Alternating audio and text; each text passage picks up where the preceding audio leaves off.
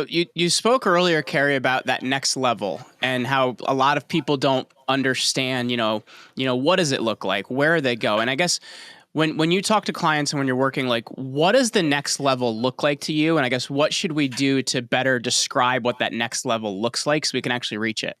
Right. Again, this is my definition, my assessment. Sure.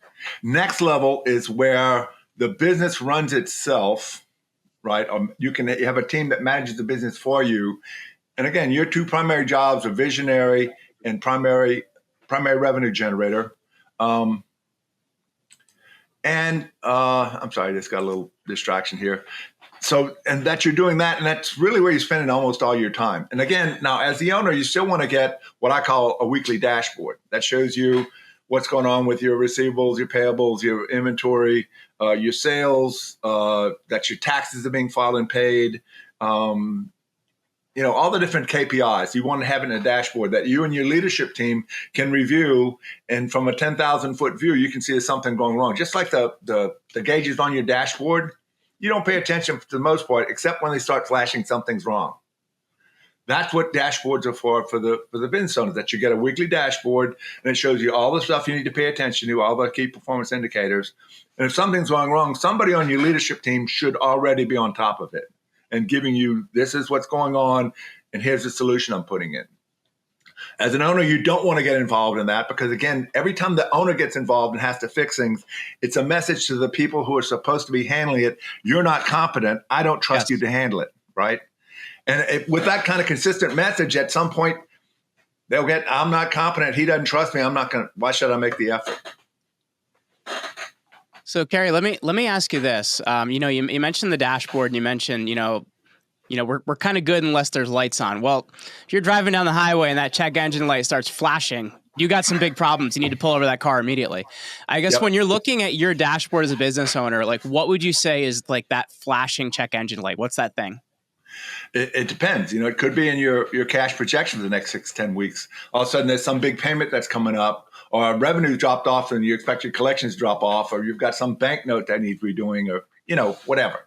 These icebergs, as I call them, icebergs that are coming through your cash flow. You need somebody to say, hey, we got an iceberg coming up in 6 weeks and you do something about it.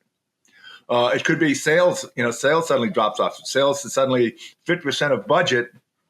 What can you do about it in this month? In other words, don't wait until next month when you get your financial statements on the 20th of next month to see that you were 40% off on sales last month. Nothing you can do about it. If you're getting weekly dashboards and you see sales are off, maybe you can call some customers. That's one of your big responsibilities, to be the primary revenue generator. Maybe check with the sales team if you have one and see what jobs, what proposals they have out there that maybe you can help close. That kind of thing. Maybe you can call some customers, hey, I need your help. Can you buy some stuff in advance? I'll give you 5%, 10% discount. When you have big warning signs, and the thing is, you shouldn't have all of a sudden it's flashing red, the engine's about to freeze up. You should have small warning signs, and if you don't handle them, they get to be bigger warning signs, right? And again, your leadership team should be on top of all that all the time. If they're not, if you have, say you want one person on your leadership team constantly really not aware of what's going on, not handling stuff, you replace them. That's a really good point too, because it's you get to 80,000 miles, man. You got to replace those.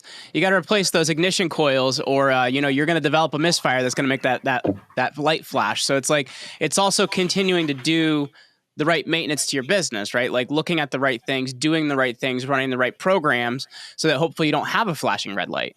Right, and again that is handled in the strategic planning, where you're designing the business into the future. You're developing best practices all the time. You're developing your team.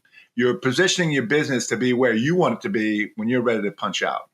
Rather than we just keep doing what we've been doing for the last 10, 15, 20 years, and at some point wonder why it doesn't work so well anymore, which is a lot of businesses.